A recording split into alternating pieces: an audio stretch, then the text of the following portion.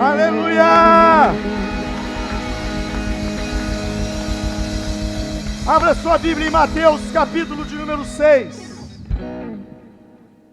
Mateus, capítulo 6, versículos de número 5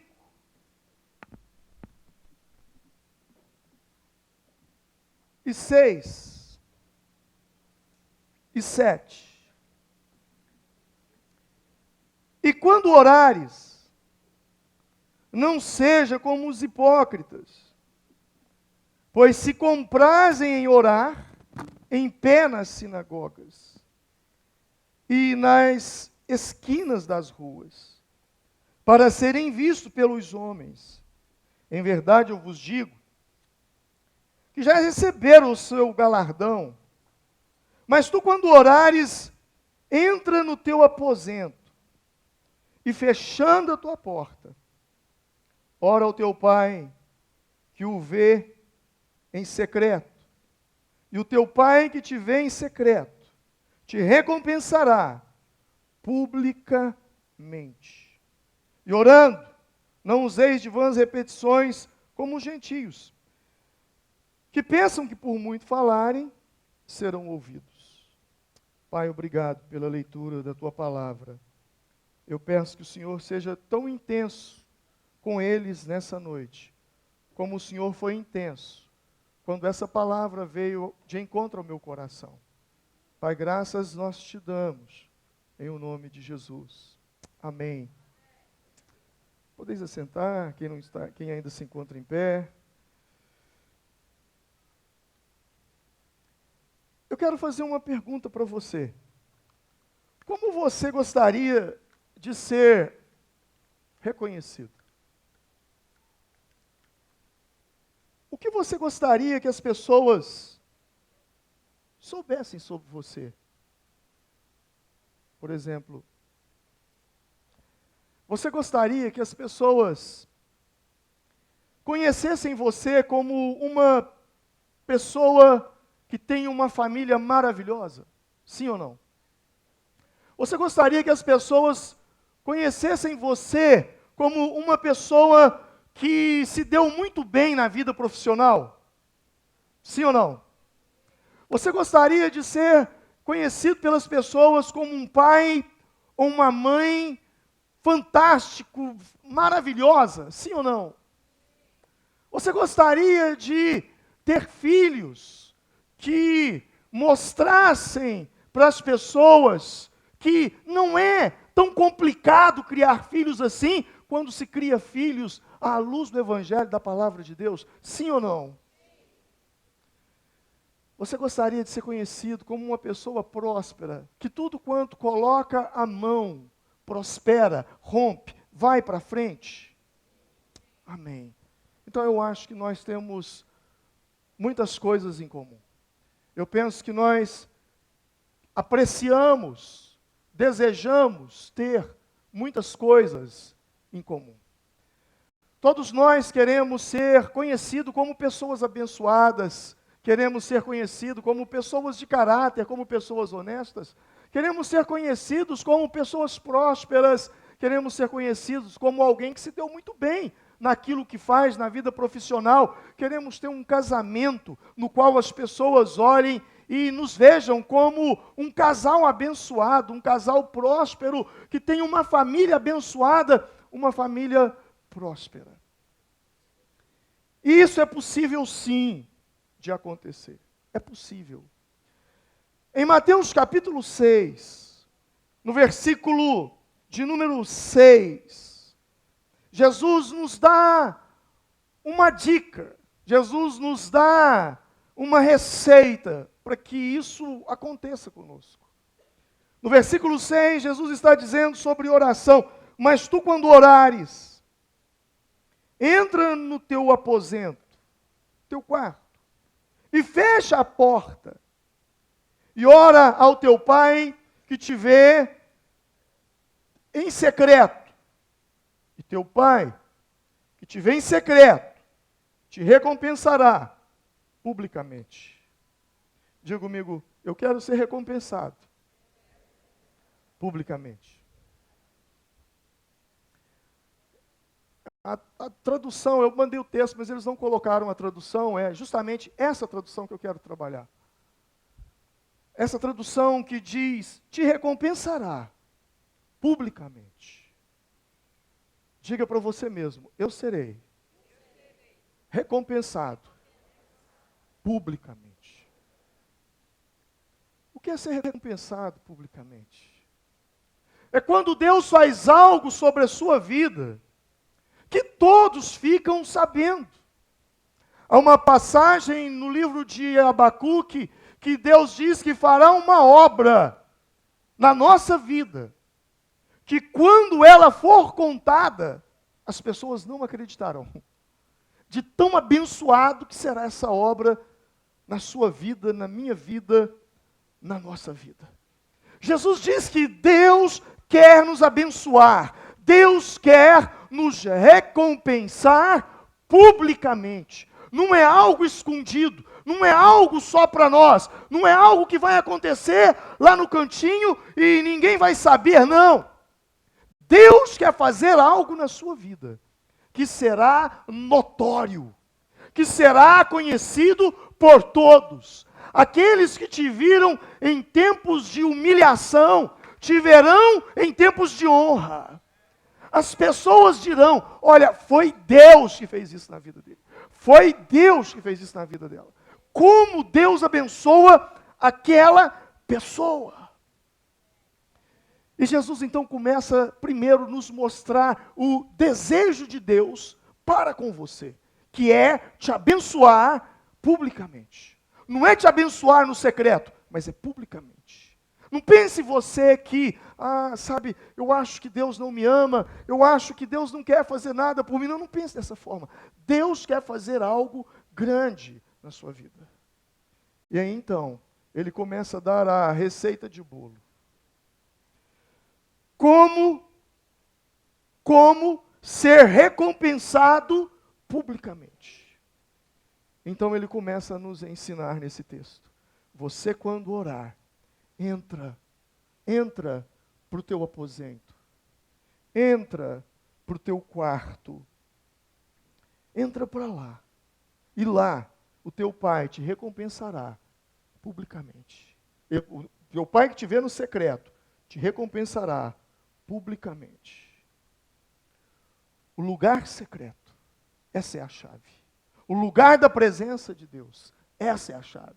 É quando você para tudo para buscar a presença de Deus. Interessante que Jesus não disse, entra para o teu quarto e ora. Não. Ele disse, fecha a porta. Você só fecha a porta quando você, de fato, está em busca de privacidade. Você só fecha a porta quando você, de fato, não quer ser incomodado. Então Jesus está dizendo, se você quer que o seu pai te veja no secreto e te recompense no público ou publicamente, entra para o teu quarto para buscar a face dele, mas fecha a porta. Quando você fecha a porta, você impede o mundo de entrar lá dentro. Quem já serve ao Senhor há alguns anos atrás, quem aí não é da época do celular, que é da época do telefone fixo, sabe muito bem que quando nós queríamos privacidade em casa, quando nós não queríamos ser incomodados, quando nós queríamos ter um tempo a sós com Deus, ou quando queríamos dormir um pouco mais, porque era um dia de descanso, o que você fazia? Você tirava o telefone do gancho, ou tirava o cabo, o fio, desconectava o telefone. Jesus está nos falando, fecha a porta, só que os tempos mudaram. Se naquela época eu devia ou eu deveria tirar o telefone do gancho ou desconectá-lo, hoje eu preciso deixá-lo de fora do quarto. Eu não posso levá-lo comigo. Porque quando eu levo o meu celular comigo, eu levo o mundo comigo. Ou se eu levo o celular comigo, então que eu o deixe desligado. Jesus está dizendo, não basta você apenas entrar para falar com Deus. Não basta apenas você querer buscar a presença de Deus. Jesus está falando, fecha a porta. Não comece a me buscar. Não comece a orar até que você feche a porta. Esse fechar a porta vai além do fato de fechar a porta. Esse fechar a porta é desligue-se completamente. Desligue-se. É você e eu. É intimidade. Desligue-se completamente. Ou seja, o Senhor está querendo nos dizer, quando você conversar com Deus, você não poderá estar com a sua mente desordenada. Quando você parar para buscar a Deus, qualquer pensamento que lhe vier à mente, que não tiver nada com aquela oração, ou com aquele momento, será considerado por Deus uma distração. Eu me lembro de alguns dias que eu estava orando, eu dizia, Senhor, como eu quero a sua presença, como eu busco pela sua presença, venha a mim com a sua presença, Senhor. E ali o Senhor me deu o passo 1 da presença dele. Ele disse ao meu coração assim, por que clamas tu pela minha presença, se você mesmo, na oração, muitas vezes, não se encontra presente? Você está entendendo? Quantas vezes você está ali, Senhor, eu te amo. Qual que é o resultado do Campeonato Brasileiro mesmo? Vai começar agora? Libertadores. Senhor, vem com a tua presença, Pai. Será que eu esqueci o fogo aceso? Será que tem alguém tocando a campainha? Meu irmão, eu não sei se isso acontece comigo, mas quando eu entro na presença de Deus, uma guerra é travada na minha mente.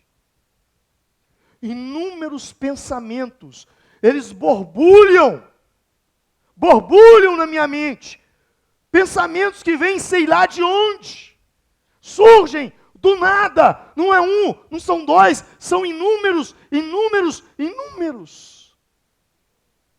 Quem sabe o que eu estou dizendo? Você se parece comigo nisso?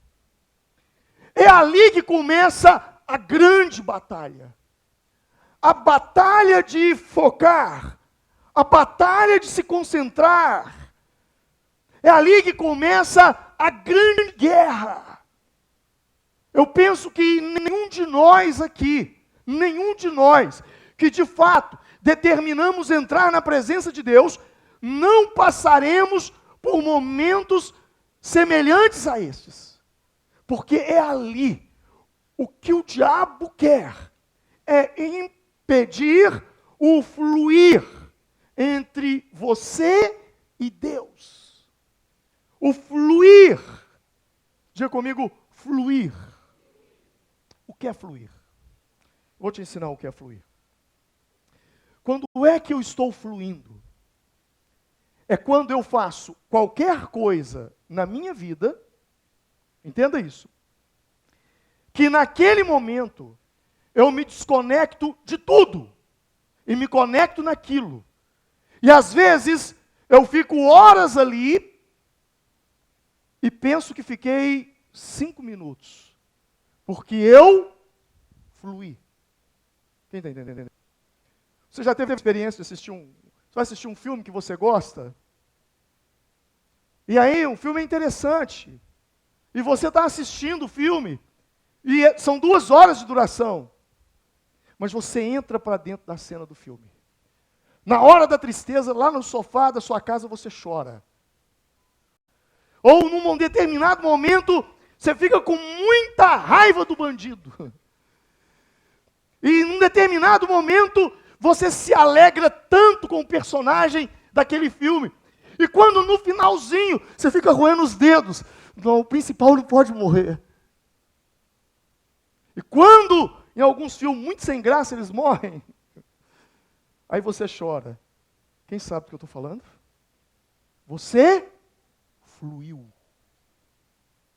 Entendeu?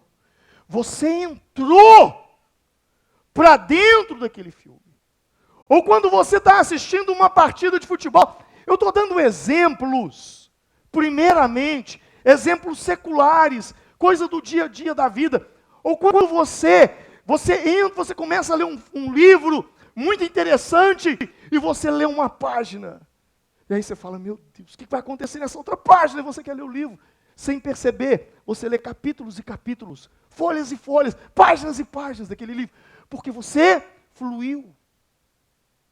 Ou as mulheres, quando vão à capital e entram num shopping, e aí começam a andar e a andar e a andar nas lojas e ver e tal. De repente, quando elas saem, elas entraram de dia. Quando elas saem lá fora, gente, está de noite, eu não vi o tempo passar. Eu estou dando esses exemplos para você entender o que é fluir. Amém? Vocês compreenderam a minha colocação? Sim ou não? Agora vamos para o quarto de oração. Vamos para o quarto. Nenhum pensamento te interrompe quando você está vidrado naquele filme. Nenhum pensamento te interrompe quando você está vidrado naquela partida de futebol. Pelo contrário, se chega alguém conversando, você fala, ei, fala mais baixo, pelo amor de Deus, vocês estão vendo que eu estou assistindo aqui? Agora, quando você entra na presença de Deus, desde o primeiro segundo até o último, você é bombardeado por pensamentos. Por quê? Porque Satanás sabe que quando você se conecta, quando você entra num estado de fluir, que você não ouve mais quem está ao seu lado, que você não sabe o que está acontecendo lá fora, e muito menos te interessa saber. Quando só uma coisa naquele momento faz sentido para você, estar com Deus. Satanás sabe que é justamente quando há esse engajamento, quando há essa conexão, quando há esse fluir, é justamente o momento em que você sai da atmosfera terrestre e começa a entrar nas regiões celestes. E nas regiões celestes, ele não ganha uma de você. Nenhuma. Satanás só nos ganha aqui na terra. Por isso que ele tenta o tempo todo fazer com que eu e você entremos na carne. Porque na carne ele nos vence. Na carne ele nos ganha. Quando tentamos resolver na força do braço, quando tentamos resolver sem Deus, quando não estamos fluindo em Deus, quando não estamos andando no Espírito, aí ele vence. Jesus, sendo sabedor disso, ele disse, fecha a porta. Se possível, fecha até a porta da sua cabeça, para que nada entre naquele momento. Irmãos, eu digo, não é fácil. Não é fácil, mas é possível. É possível porque a mesma Bíblia diz, resistiu o diabo e ele fugirá de vós. Essa resistência é quando esses pensamentos vêm e você sabe deles, você diz, eu não vou pensar em você agora, eu não quero saber disso, converse com o seu pensamento. Converse. Até mesmo se for uma lembrança, olha, será que a panela ficou lá no fogo? Obrigado por me lembrar, mas eu não quero saber disso agora. Você precisa manter esse fluir. Nada pode te impedir. Por isso que a música é tão importante, por isso que eu digo para você, chegue mais cedo no culto. Chegue mais cedo. Pegue a parte da música. Porque quando a gente canta, a gente começa a decolar. A Bíblia diz que Deus habita no meio dos louvores. Você chega do mundo cheio de encrenca, é confusão no almoço, é problema que aconteceu lá na hora, é o cachorro que saiu da corrente, na hora que você estava vindo para o culto, você teve que sair correndo atrás do cachorro na rua. Pastor, aconteceu de tudo hoje. Eu sei disso. Por isso é importante você antecipar. Porque quando você chega aqui, você já não cai direto na palavra, você vai direto para o louvor. E naquele momento do louvor, você começa a fluir. Você vai fluindo, você bate palmas, você canta. De repente, você, sem querer, a pessoa, vamos falar assim, o mais ateu do mundo, quando ele entra aqui, na hora do louvor, ainda que ele não crê em Deus, ele não crê em nada. Daí a pouco ele está assim, ó. Daí a pouco ele já está entrando. Deus é o Senhor, Deus é o Senhor. O louvor tem esse poder de mexer na nossa fisiologia. E a fisiologia muda o nosso estado mental. Jesus está nos ensinando. Você precisa estar presente. E você só consegue estar presente quando você busca Deus no secreto. O secreto não é um ambulatório.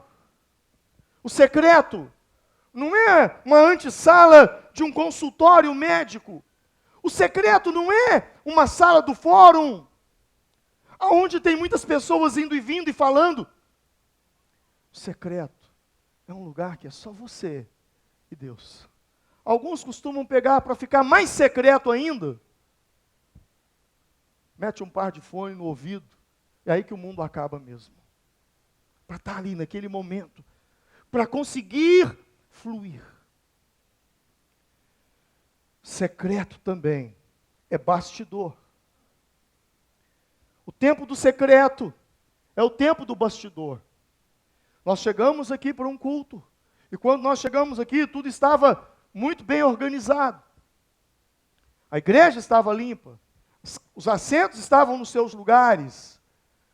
Os instrumentos estavam afinados. O som estava pronto. Porque antes que eu chegasse aqui, e vocês chegassem aqui, alguém veio aqui e fez um trabalho de bastidor aqui. Alguém passou por aqui, varreu, limpou, deixou tudo no estado. Jesus está nos chamando para o bastidor, aonde não tem holofotes, aonde não tem luzes, aonde não tem ninguém vendo, aonde é você e você. E sem falar do secreto do quarto, que é o secreto da oração, Jesus muitas vezes nos leva para lugares secretos da vida.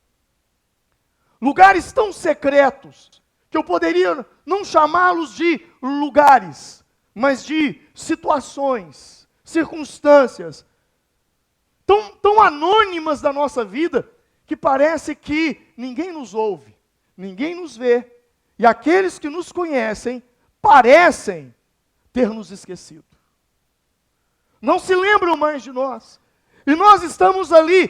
Tudo que precisamos é de uma ajuda, de uma mão amiga, do pastor que se aproxima de mim, do meu líder de célula que me deu uma atenção, do vizinho que vê o que eu estou passando, do tio, da tia, do irmão, do cunhado, do pai, da mãe, que vê minha situação. Mas ninguém, parece que propositadamente, ninguém está me vendo. Deus permite isso. Deus permite que você se isole. Deus permite que, em determinados momentos da vida, Deus permite que você simplesmente não seja visto por ninguém. Para que você entenda que é só você e Ele naquela situação.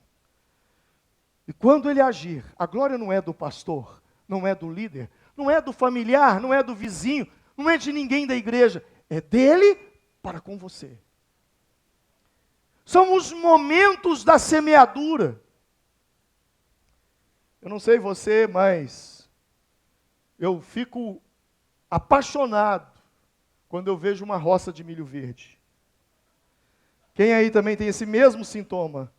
Eu olho para uma roça de milho verde, eu não vejo milho verde. Eu vejo milho cozido, eu vejo milho assado, eu vejo pamonha, eu vejo mingau. Eu vejo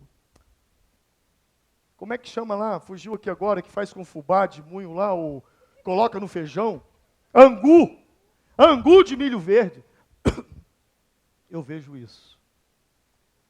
Mas quando eu vejo alguém embaixo daquele sol, metendo o arado na terra e a poeira levantando, para começar a preparar a terra, irmão, eu vejo, meu Deus do céu, coitado daquele irmão, a pessoa. Onde eu quero chegar com isso? É que todo mundo só vê colheita. Ninguém vê plantio. Quando você chega numa casa pronta, quando você chega num prédio, em Belo Horizonte tem um prédio ali na Vila da Serra, no alto, indo para Nova Lima, que prédio lindo aquele, é um prédio todo de vidro. Ele é lindo, ele é imponente. De qualquer lugar de Belo Horizonte, você vê aquele prédio lindo lá. A arquitetura perfeita. Só que aquele prédio lindo, maravilhoso, majestoso, visível pelo lugar onde está, e a imponência da arquitetura, não era visto. Quando pessoas estavam lá embaixo, furando 30, 40 metros de profundidade, para lançar os fundamentos que sustentariam toda aquela imponência. O jogar a semente no chão. E outra coisa, quem já construiu sabe. Quando você está construindo, quando você está lançando as bases ali, você está colocando dinheiro, tirando dinheiro do banco, colocando ali, pegando seu salário, colocando ali, e a encrenca não aparece. Que o troço vai tudo por debaixo do chão, que dá uma dor no coração. Até que começa a aparecer as primeiras ferragens dos pilares, as paredes sendo levantadas.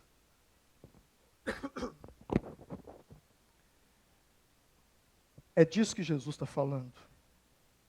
O secreto. O tempo do deserto. O tempo do anonimato.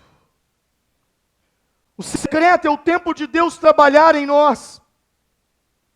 E quando nós estamos passando por situações assim, que parece que as pessoas não nos veem, parece que ninguém se importa, é justamente nesse momento que Deus está trabalhando em nós. Deus está trabalhando o nosso secreto, para que nós tenhamos estrutura do publicamente. É justamente nesse momento que o Senhor está fazendo algo em nós. Por isso eu e você, nós precisamos aprender a ressignificar. Ressignificar é dar um novo significado a esse tempo de isolamento, a esse tempo de abandono, a esse tempo de bastidor, a esse tempo de anonimato. Porque quando nós falamos de deserto, imediatamente nós falamos de provação. O deserto é a provação. O deserto é a tribulação. Sim, pode ser provação, pode ser tribulação. Mas se você está passando pelo deserto, eu quero te convidar hoje a dar um novo significado. Você pode chamar esse tempo, ao invés de chamar de tempo de tribulação e de provação, não sei se existe essa palavra, mas você pode chamá-lo de tempo de lapidação. Tempo de onde Deus está lapidando você. Deus está tirando as arestas. Deus está tirando as sobras. Para quê? Para fazer você andar por fé. Para fazer você aprender a andar por fé.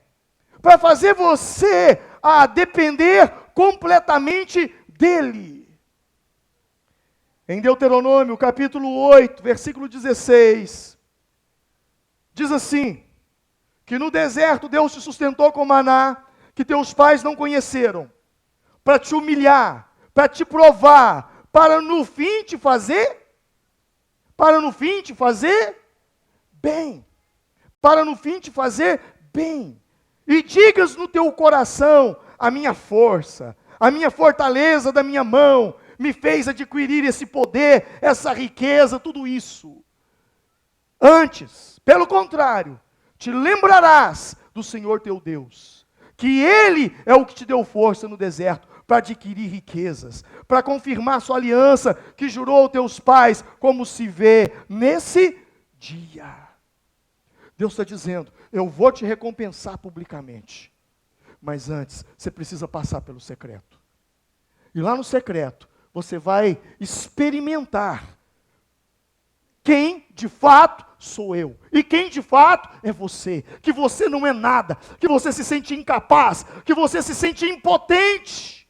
Meu irmão, não existe uma impotência maior do que quando um médico abre um exame seu e diz, olha, a medicina não pode fazer nada por você.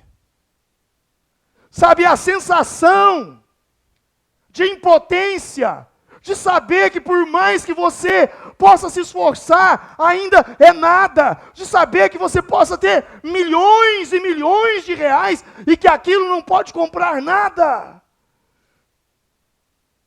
Aquilo te leva a um só lugar. A um só lugar. Dependência de Deus. Quando você esvazia a sua dispensa de conselhos, o seu estoque de conselhos para o seu filho, para a sua filha, quando você vê agora a polícia, Ministério Público, os juízes agora aconselhando o seu filho, e você sabe como é que são os conselhos da justiça. Ali já não tem mais mãe do lado, não tem mais pai. E naquele exato momento, então, você se sente tão impotente, você fala, Deus, agora é só o Senhor na vida do meu filho, na vida da minha filha. É quando você, esposa, é quando você, marido, tenta de todas as formas segurar o seu casamento. Mas por mais que você faça, quanto mais você faz, parece que pior fica. E chega um ponto agora em que o divórcio está marcado. E você se vê completamente vazio de possibilidades, de tentativas. Você fez tudo o que podia ser feito.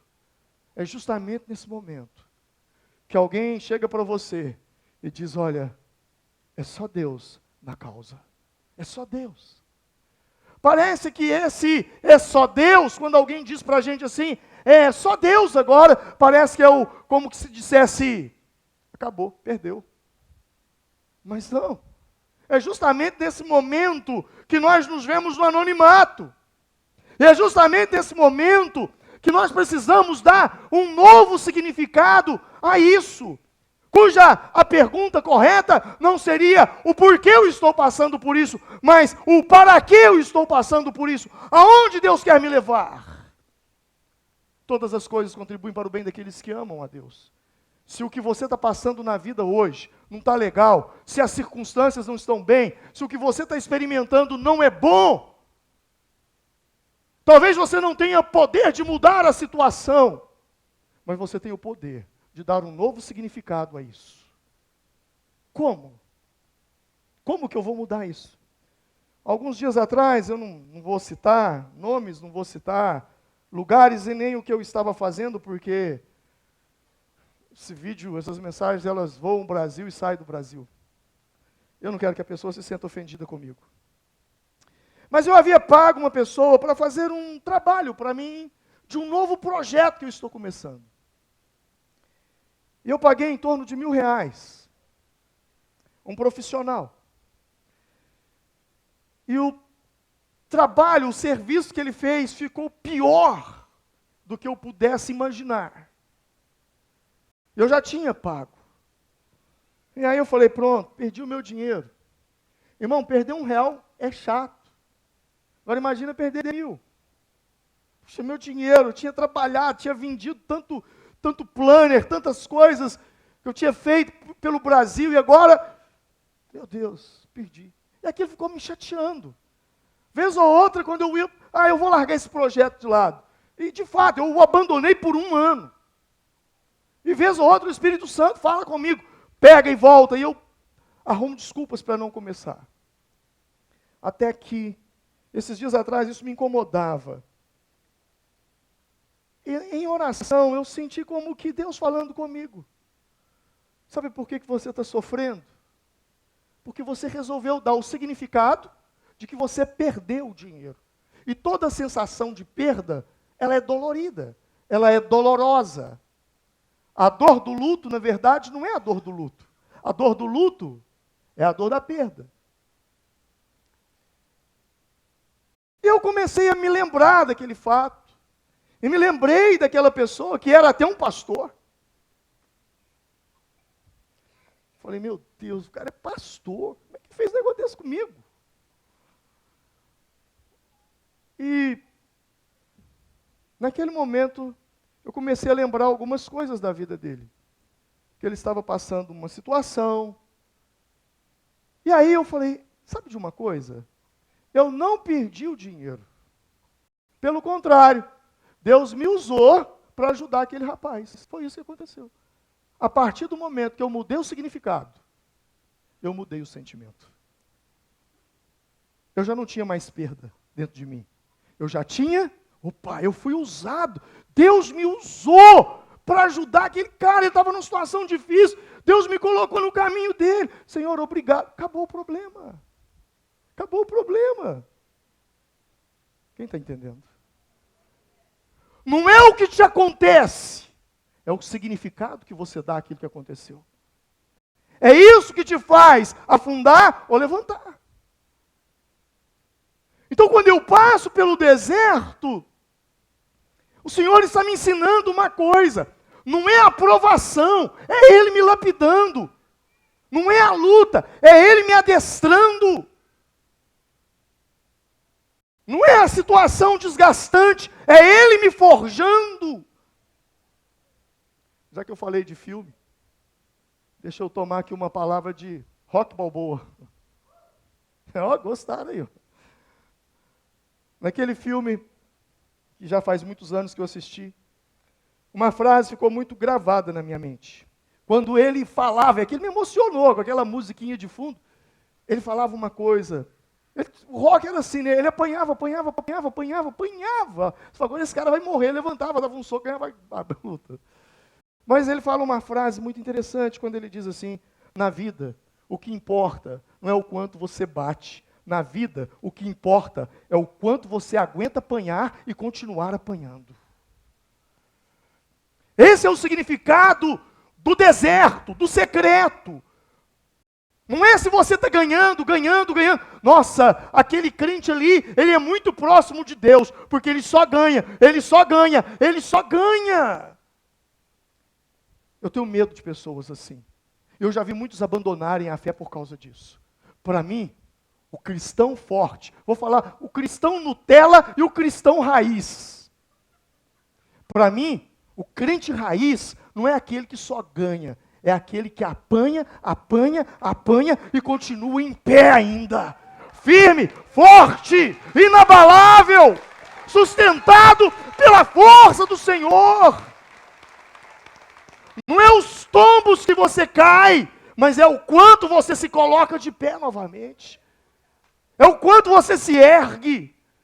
Isso aqui é extremamente importante. E é justamente isso que é o significado. A vida pública que você tanto sonha para a sua vida, ela só será sustentável se de fato você tiver encontros com Deus no secreto. Porque são estes encontros com Deus no secreto que nos faz ficar em pé nos momentos mais difíceis da nossa vida. Como nós vimos no testemunho agora há pouco da Suzana, que teve um milagre no nascimento do filho, mas agora vê o seu casamento acabando por causa da fé, porque ela estava tomando uma decisão por Cristo. Mas qual foi a colocação dela que me chamou muita atenção naquele vídeo, do testemunho? É quando ela diz, se Deus fez na vida do meu filho Bernardo, Deus fará na vida do meu marido. São justamente essas manifestações de Deus ao longo da nossa vida, que nós não podemos perder de vista. Que precisamos tê-la ali. Porque nos momentos difíceis, a única coisa que nós podemos olhar para trás, no nosso passado, é para buscar as coisas boas que aconteceram. Elas nos dão força para enfrentar as coisas ruins que estão por vir. Se é que eu posso chamá-las de ruins. Por que não dar um novo significado? Há muitas palavras na minha vida que eu tenho trocado. Uma coisa que eu tenho parado de falar é de problema. Você já percebeu o quanto você fala problema durante o dia? Já percebeu? Não, porque tem um problema nisso aí. Não, porque aquilo lá vai ser um problema. Nossa, isso aí é problemático, hein? Troque a palavra problema pela palavra desafio. E quando você for corrigir alguém, ao invés de falar entre erros e acertos, ou entre acertos e erros, fale entre acertos e aprendizados. Porque, na verdade, quem erra mais aprende do que erra. Concorda? Erro, fracasso, só é erro, só é fracasso, se eu não tiro nada, lição nenhuma daquilo. Mas se eu tiro, não foi totalmente perdido. Então, entre acertos e aprendizados. Mas Jesus, ele quer que a gente tenha essa recompensa pública. A vontade de Deus é de nos honrar publicamente. Mateus 5, capítulo 16, Jesus diz assim: assim resplandeça a vossa luz diante dos homens, para que vejam as vossas boas obras e glorifiquem ao vosso Pai que estás nos céus. Quando algo bom, que é uma boa obra, que acontece comigo, sabe quem é glorificado? O Pai que está nos céus. E as pessoas vão dizer: olha como Deus é com ele. O secreto é como um deserto. É o maior desafio. O deserto e o secreto, o grande desafio do secreto é o autogerenciamento. Diga comigo, autogerenciamento. E o que é autogerenciamento? É você se autogerenciar. É você liderar a você mesmo. É muito legal quando você diz para alguém: ei, fulano, calma, fica tranquilo. Você já fez isso com uma pessoa? Mas observe, quantas vezes você fez isso com você mesmo? Ei, calma, fica tranquilo. Calma, tudo no fim vai dar certo. Não se apavora. A gente tem a mania de falar isso com as pessoas, quando vê as pessoas passando por situações difíceis. Nós queremos gerenciar as pessoas. Mas quando se trata de autogerenciamento, nós imaginamos as piores cenas possíveis. E o pior, Jesus disse: lugar secreto e recompensa pública. Lugar secreto, tempo de anonimato. Recompensa pública, tempo de honra. O pior dos piores e aí eu chamo de o problema. E é um problema. Quando eu comparo o meu lugar secreto com a recompensa pública do outro. Entendeu? Eu vou explicar melhor. Quando eu pego os meus piores momentos e comparo com os melhores momentos da outra pessoa. É aí que eu vou lá para baixo. Sabe quem que é dono de fazer isso com a gente? Rede social.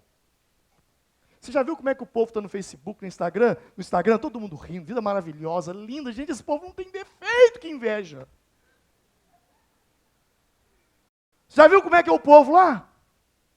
O povo é maravilhoso, perfeito, mulher perfeita, homem perfeito, casamento perfeito, vida perfeita. Eu olho para aquele povo e falo: gente, minha vida, eu não estou entendendo o que está acontecendo comigo.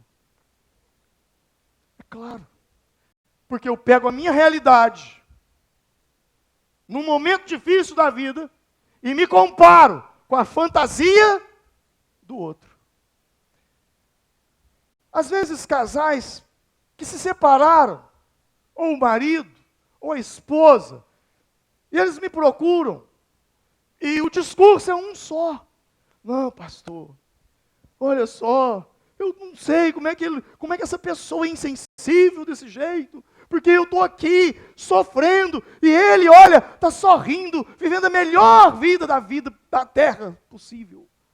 Melhor momento da vida. Olha lá, entra no Facebook, entra no Instagram do fulano, entra no Twitter, entra sei lá na onde. Eu vejo ele na rua, jogando bola com não sei quem, participando do clube não sei na onde. Eu vejo ela com as amigas não sei na onde. Irmão, você acha que ele vai demonstrar para você que está lá embaixo? Você acha que ele vai falar para você, eu só me largo minha vida agora? Você acha? Larga de ser trouxa.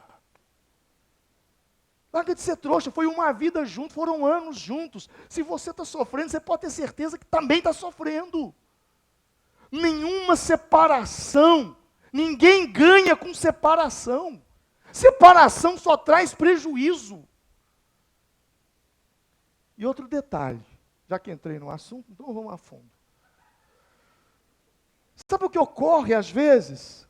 É que essa questão de comparar o lugar secreto com recompensa pública, ou meus piores momentos com os melhores momentos do outro. Sabe o que acontece? Às vezes o cidadão, ele é casado, e aí ele começa um caso fora do casamento. A amante, ela é linda. A amante é maravilhosa. A amante é chorosa. A amante se veste muito bem. A amante está sempre impecável. Mas por que, pastor? Um dia uma irmã me perguntou isso. Pastor, por que a amante ela é linda? Por que a amante ela é toda maquiada? Por que a amante ela é toda cheirosa? Ela é isso, ela é aquilo. Eu fui responder para a irmã, porque ela ainda não é a esposa. Porque quando ela deixar de ser amante e virar esposa, acabou. Vocês estão entendendo onde eu estou querendo chegar com isso? Sim ou não? Eu não estou querendo dizer que depois que casa, que virou esposa, fica feio, desarrumado, desorganizado, não sei o quê. Não, é que agora tem coisa para fazer, tem filho para criar, tem casa para cuidar, tem marido para ajudar. Agora tem responsabilidades. Dura esse discurso. Mas quem tem ouvidos para ouvir, ouça o que o Espírito diz à igreja. Eu não vou muito longe, mas eu só quero que você entenda uma coisa. O deserto, o secreto, o anonimato, quem define esse tempo é você. Quem define esse tempo de anonimato, de secreto, no sentido de provações ou de situações constrangedoras ou complicadas na vida, é você. É você. Pode durar um dia, pode durar uma semana, pode durar um ano, pode durar 7 anos, 10 anos. Tudo depende de como você vai lidar com essa situação. Se você será maduro o suficiente para encarar isso de frente, ou se você vai virar uma adolescente de 12, 13 anos, querendo viver uma vida que não tem nada a ver contigo. Ou imaturo para suportar tal situação. Mas o que me chama a atenção é que em Israel, uma viagem que poderia ter durado uma semana, durou 40 dias, 40 anos. Mostrando que não é Deus quem determina, é quem está passando que vai determinar. Salmo 30, versículo 5. Você se lembra o que diz lá? Porque a sua ira dura só um momento. O seu favor está à vida. O choro pode durar uma noite. Mas a alegria vem pela manhã. Sabe, as pessoas focam muito nisso aqui. O choro pode durar uma noite, mas a alegria vem no amanhecer. É legal, é bonito essa frase. Mas eu me detenho na primeira parte, na parte A do versículo. Porque a sua ira dura só um momento, mas a sua graça, o seu favor, está a vida inteira. O que Deus está falando? Deus está falando o seguinte, filho, o tempo de provação tem validade. O tempo de bênção não tem data de vencimento. Amém? A ira dura um momento, a graça de Deus, ela vem o tempo todo na nossa vida. Esse texto está nos ensinando a ressignificar o sofrimento. Ei, pare, calma, o choro dura uma noite, não o choro que está durando uma noite, ele não se comparará com uma alegria que virá pelo amanhecer. O lugar secreto, eu volto para o texto, para fechar. O lugar secreto. O lugar secreto. Ouça isso e preste bastante atenção. O que é o lugar secreto? Sabe, quando Deus manda Samuel ir à casa de Davi e ungí-lo como rei, Ele era alguém do anonimato. Ele estava tão no anonimato que até o seu pai esqueceu dele. Quando Samuel diz, traga seus filhos para jantar, eles esqueceram de chamá-lo. E o que me chama muita atenção nisso é que entre a unção anônima e o reconhecimento público de Davi agora sendo rei em Israel, é um espaço de 14 anos de anonimato. 14 anos. Por isso eu digo sobre essa questão de autogerenciamento na crise. Por que eu digo isso? Por quê? Porque os gigantes que nós enfrentamos em público não são maiores do que os gigantes que nós enfrentamos no anonimato, no secreto. Que é você dizer para você mesmo, espera com paciência no Senhor. É você dizer para você mesmo, o Senhor é o meu pastor e nada me faltará. O choro pode durar uma noite, a alegria vem pelo amanhã, pelo amanhecer. Já fui moço, hoje sou velho, nunca vi Deus, o justo com sua descendência desamparada. É você dizer isso para você mesmo. E gerenciar esse momento de solidão, de confusão. Davi ficou 14 anos no anonimato. E eu posso dizer o seguinte, foram necessários. Ei, ouça isso. Foram necessários 14 anos de anonimato para sustentar alguns minutos de palco. O culto aqui, ele começa às 7, termina às 9 horas. É o nosso horário. São 2 horas de culto. São 2 horas que nós estamos aqui. Mas quem veio aqui para arrumar essa igreja, chegou aqui de manhã e saiu de tarde. Foram horas e horas e horas e horas e horas de bastidor para sustentar 2 horas de público. Quem está entendendo o que eu estou querendo dizer? É necessário muitas horas de lugar secreto para sustentar alguns minutos de sucesso na vida. Às vezes você vai pagar preço de meses de jejum. Horas e horas e horas de oração. Para sustentar 10 minutos de conversa para tomar uma decisão. Horas e horas de oração. Dias e dias de jejum. Para sustentar 5 minutos de negociação. E quando eu digo sucesso. É necessário muitas horas com Deus para sustentar minutos de sucesso em público. E aí, eu te digo, não estou falando de fama. Eu não estou falando de fama, estou falando de sucesso. Porque fama é reconhecimento público. Sucesso não. Sucesso é autorrealização. Fama, do jeito que vem, vai. Sucesso não.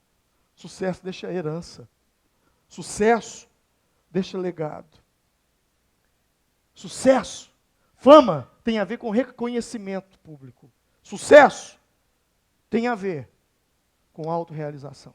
Diga comigo, sucesso tem a ver com autorrealização. Então eu posso ser você pode, né? Você pode ser um professor bem-sucedido. Você pode ser uma dona de casa bem-sucedida. Você pode ser um balconista bem-sucedido.